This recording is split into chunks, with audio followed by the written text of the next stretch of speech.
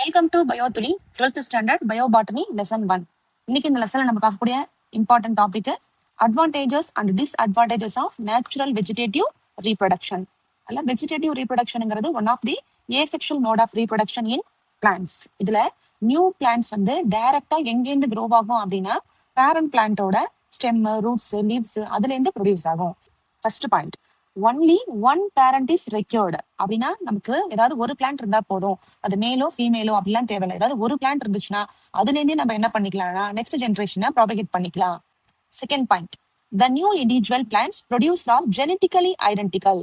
Genetically ஐடென்டிக்கல்னா mother plant எப்படி இருக்கோ அதே மாதிரிதான் யார் இருப்பானா ப்ரொடியூஸ் ஆகக்கூடிய அடுத்த இண்டிவிஜுவலும் இருக்கும். அந்த டாட்டர் பிளான்ட் லுக் லைக் அப்படியே யார மாதிரி மார்பாலஜிக்கலாவும் ஜெனட்டிக்கலாகவும் அப்படியே யார மாதிரி இருக்கும்னா அந்த பேரண்ட் பிளான்ட் மாதிரி இருக்கும்.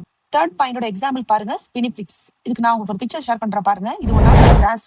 ஸோ இந்த கிராஸ் பாத்தீங்கன்னா இந்த வெஜிடேட்டிவ் மெத்தட்ஸ்ல வந்து ரொம்ப வேகமா ஸ்ப்ரெட் ஆகும். ஸோ லாஸ்ட் பாயிண்ட்ல பாத்தீங்கன்னா நம்ம வந்து ஷார்ட் பீரியட் ஆஃப் டைம்ல லார்ஜ் ஸ்கேல்ல இந்த பிளான்ட்டை நிறைய ஹார்வெஸ்ட் பண்ணிக்கலாம். ஏன்னா நம்ம என்ன பண்றோம், பேரண்ட் பிளான்ட்டை அப்படியே கட் பண்ணி ரூட்டையோ ஸ்டெமையோ கட் பண்ணி அப்படியே வைக்கும் போது நமக்கு நிறைய பிளான்ட்ஸ் கிடைக்கும். ஸோ ஃபார்மர்ஸுக்கும் ஹார்டிகல்ச்சரிஸ்டுக்கும் ரொம்ப ஒரு யூஸ்ஃபுல்லான ஒரு மெத்தடா இது இருக்கு.